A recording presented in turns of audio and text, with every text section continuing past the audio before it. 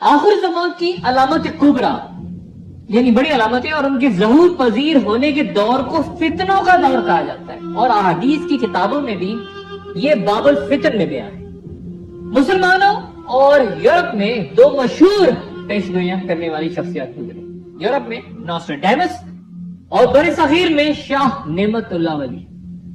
یہ ذہن میں رہے کہ پیشگوئی اور سچی خبر میں بڑا فرق ہوتا ہے، اور اسی لیے نبی کی تعریف یہ کی گئی ہے کہ وہ ایسی خبر دینے والا ہوتا ہے جو کسی اور کے پاس نہ ہو۔ بنی اسرائیل میں ایک وقت میں بے شمار انبیاء گزرے تھے، اور بعض اوقات بہت سارے جھوٹے انبیاء بھی تھے، اور اس وقت عموماً ان کی سچائی کا واحد امتحان وہ خبر ہوتی تھی جو کسی ایک سچے بندے کو دی جاتی۔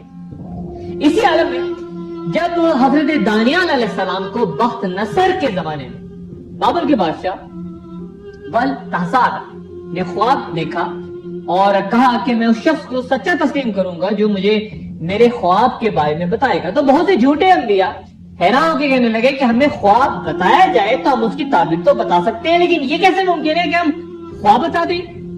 تب بادشاہ کو بتایا گیا کہ بنی اسرائیل میں تمہارا خواب بتانے والا بھی ایک شخص موجود ہے اور اس کی تعبیر بھی وہ بتا سکتا ہے۔ اس طرح دانیال علیہ السلام بادشاہ کے دربار پہنچے، اور پھر ان کی رہائی کے بعد بنی اسرائیل کو یروشلم تک آنا نصیب ہوا اور وہ وہاں آباد ہو گئے۔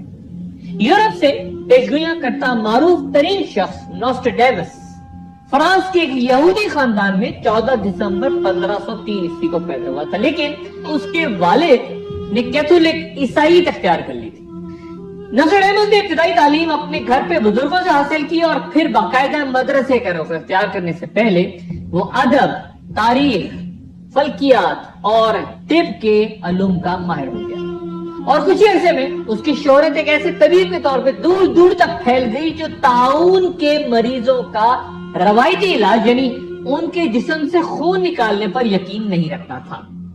نوسٹراڈیمس نے طاعون کے لاتعداد مریضوں کو اپنے علاج سے شفا دی، اور اس کے صحے میں فرانس کی حکومت نے اسے تاحیات وظیفہ دینے کا اعلان کر دیا۔ لیکن ان تمام کامیابیوں کے باوجود نوسٹراڈیمس کی بیوی اور 2 بچیوں کا 1537 عیسوی میں طاعون سے ہی انتقال ہو گیا، لیکن اس کی دوبارہ شادی کے بعد 6 مزید اولادیں پیدا ہوئیں۔ اس کے گھر کا ایک کمرہ مطالعے کے لیے مخصوص تھا، اور یہی تنہائی میں وہ زیادہ تر وقت گزارتا۔ کمرے کے وسط میں پانی سے بھرا ایک برتن رکھا ہوا تھا، جس کے بارے میں کہا جاتا ہے کہ اسے نوسٹراڈیمس مراقبے کے دوران ارتکاز توجہ کے لیے استعمال کرتا تھا، اور اسی مراقبے کے دوران وہ جو کچھ دیکھتا، سنتا یا محسوس کرتا اسے تحریر کر لیتا۔ یہ تحریریں شاعری کی شکل میں ہوتی، اور ہر بند کے 4 مصرے ہوتے۔ یہ قدیم فرانسیسی زبان میں تھے، جن میں لاطینی اور یونانی زبانوں کی بڑی آمیزش تھی۔ 1554 عیسوی میں اس نے اپنی مشہور تصنیف سینچریز یعنی صدیاں لکھنا شروع کی، جس کی 10 جلدیں اور ہر جلد میں اشعار کے 100 بند ہیں۔ نوسٹراڈیمس کے پیروکار یقین رکھتے ہیں کہ پچھلی صدیوں میں ایسا بہت کچھ ہوا جس کی طرف نوسٹراڈیمس نے اشارہ کیا تھا، مثلا انقلاب فرانس، امریکہ کی دریافت، کینیڈی کا قتل اور ہٹلر کا دور وغیرہ، جبکہ نوسٹراڈیمس کے ناقدین کا خیال ہے کہ اس کے بیان کردہ حالات مختلف ادوار کے واقعات کے سانچے میں ڈھالے جا سکتے ہیں، اور وہ مختلف انداز میں پیش کیے جانے کی مکمل صلاحیت رکھتے ہیں۔ یہ درست ہے کہ نوسٹراڈیمس کی تحریروں میں لاطینی، یونانی اور فرانسیسی الفاظ کے علاوہ فلکیات اور دیگر علوم کے پراسرار استعارے استعمال ہوئے جنہیں سمجھنا انتہائی دشوار ہے، اور اگر کسی نے اس کی زندگی پر 80 کی دہائی میں بننے والی film The Man Who Sought Tomorrow دیکھی ہے تو وہ میری اس بات سے اتفاق کرے گا کہ بیشتر پیشگوئیاں اس کی غلط ثابت ہوئی ہیں۔ مثلا 1985 میں اس نے خروج دجال کا دعویٰ کیا، اور اگر آپ کسی مغربی ملک کے بک سٹور میں جا کے نوسٹراڈیمس کی کتابیں تلاش کریں تو وہ آپ کو مذہب کے سیکشن میں نہیں بلکہ نیو ایج کے سیکشن میں نظر آئیں گے، ایک غیر سنجیدہ قسم کا درجہ رکھا ہوتا۔ اور یہ بات یوں عام ہے کہ عام مذاہب یعنی عیسائیت، اسلام اور یہودیت اس بات پہ متفق ہیں کہ علم فلکیات اور دیگر اس قسم کی معلومات کی بنیاد پر مستقبل بینی غلط ہے. اور ابو داؤد کے مطابق ایک حدیث میں تو یہاں تک ہے کہ جو کوئی نجومیوں پر یقین کرے گا وہ اللہ سے اختلاف کرے گا. لیکن نوسٹریڈمس کے ماننے والے نعوذ باللہ اسے پیغمبر تک کا درجہ دے دیتے ہیں. نوسٹریڈمس کہتا ہے کہ مشرق زوال میں جا کر پھر عروج کی طرف آئے گا اور اپنے دشمنوں پر تلوار بن کر گرے گا. لیکن وہ مشرق کے اس طاقتور رہنما کو جو کہ مشرق سے ابھرے گا، خواہ وہ مسلمانوں میں سے ہو یا روس یا چین سے، اسے اینٹی کرائسٹ کہتا ہے. جبکہ مسلمانوں میں اینٹی کرائسٹ کا کوئی تصور ہی نہیں. یہ ممکن ہی نہیں کہ کوئی مسلمان حضرت عیسیٰ علیہ السلام کے خلاف ہو. پھر نوسٹریڈمس کا کہنا ہے کہ بڑی جنگ یا آرمیگیڈن 7 سال تک جاری رہے گی اور اس دوران 3 دفعہ اینٹی کرائسٹ کو مکمل طور پہ شکست ہوگی، لیکن وہ پھر لڑنے کے قابل ہو جائے گا. عام بات نوسٹریڈمس یہ کہتا ہے کہ وہ مسلمان رہنما جو ان جنگوں کی قیادت کرے گا وہ مشرق وسطی یعنی عرب ممالک سے نہیں ہوگا، بلکہ ترکی، انڈونیشیا، افغانستان، پاکستان یا ایران وغیرہ سے یعنی اجمی ہوگا، اور وہ تمام یورپ فتح کرے گا. اسی دوران قرطبہ کا ایک شخص بغاوت کرے گا جس کی وجہ سے یہ سب کچھ ہوگا، اور پھر ایک نیلی پگڑی والا پیدا ہوگا جو مسلمانوں پر 29 سال حکومت کرے گا. یورپ پر اس قبضے کی تاریخ اس نے 1981 بیان کی ہے جو کہ گزر چکی ہے. اور پھر وہ یہ کہتا ہے کہ بلاخر سلیمان کو شکست ہو.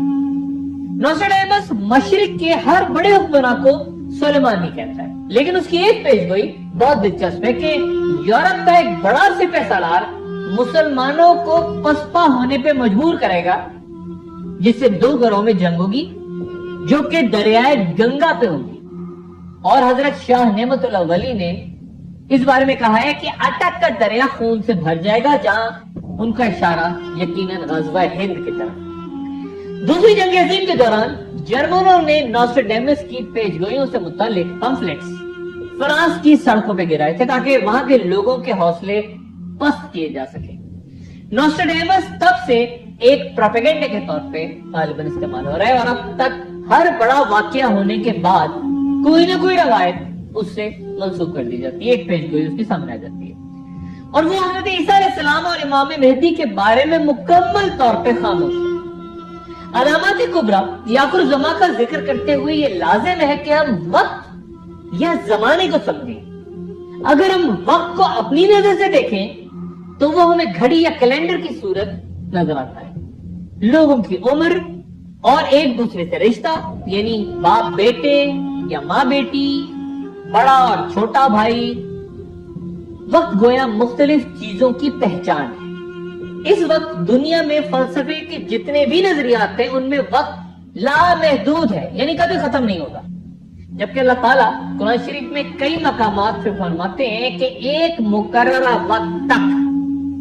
اب اس مقررہ وقت سے کیا مراد ہے؟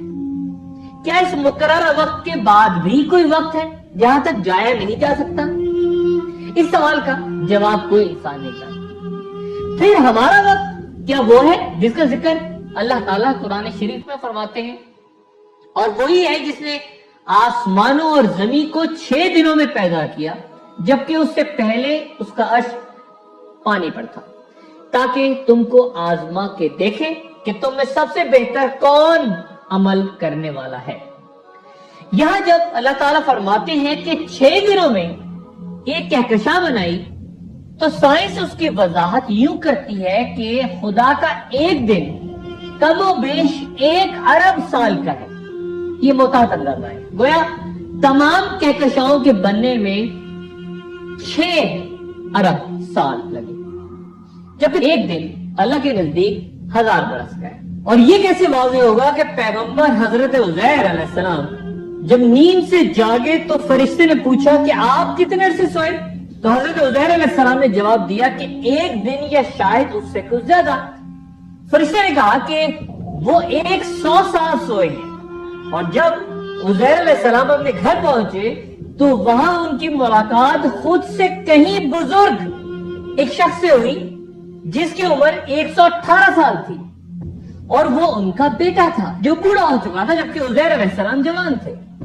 یا پھر جب اللہ تعالیٰ ایک رات کی عبادت کو 1000 راتوں کی عبادت قرار دیتا ہے، یہ کہتا ہے کہ میرا ایک فرشتہ ایک دن اور رات میں اتنا چڑھتا ہے کہ تم 50,000 سال بھی بلند ہوتے رہو تو اس کے برابر نہیں ہو سکتے۔ گویا جب ہم آخر الزمان کا ذکر کرتے ہیں تو یہ بحث چھڑتی ہے کہ کیا یہ پوری کائنات کی قیامت ہوگی یا نہیں، وقت کہاں رکے گا؟ کیونکہ قرآن اس کہکشاں، اس سورج، اس چاند اور ان ستاروں کے مانند پڑھنے کا ذکر تو کرتا ہے، لیکن پھر جن مقامات پر اس کے بعد جانے کی بات کرتا ہے وہ کہیں اس کائنات میں ہی موجود ہے یا بالائے کائنات، یعنی جنت اور جہنم وغیرہ۔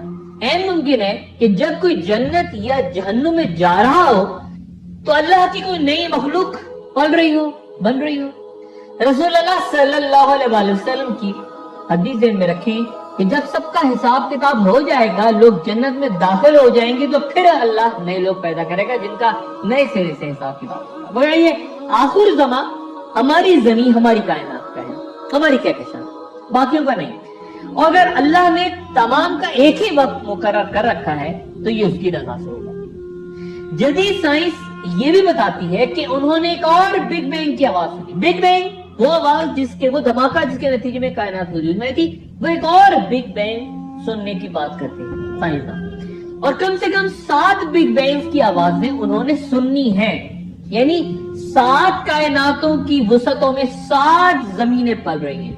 اور اگر ہمارا اور کائنات کا وقت اس قدر ہے تو پھر آخر زمان کے حوالے سے امام مہدی، دجال، عیسیٰ علیہ السلام اور جنگوں کے جو واقعات بیان ہیں ان کا وقت کیسے سمجھا جائے؟ حضرت عیسیٰ علیہ السلام کا نزول ہوگا مسجد نبوی کے مینار پر، تو کیا یہ عمل شروع ہو چکا ہے؟ آسمانوں سے وہ نازل ہونا شروع ہو چکے ہیں اور خاص وقت پہنچیں گے؟ یا دجال کا خروج ہونا ہے؟ تو دجال کیا کسی جگہ پر آلریڈی موجود ہے، کسی ایسے مقام میں جس کا زمان ہم نہیں سمجھ پا رہے؟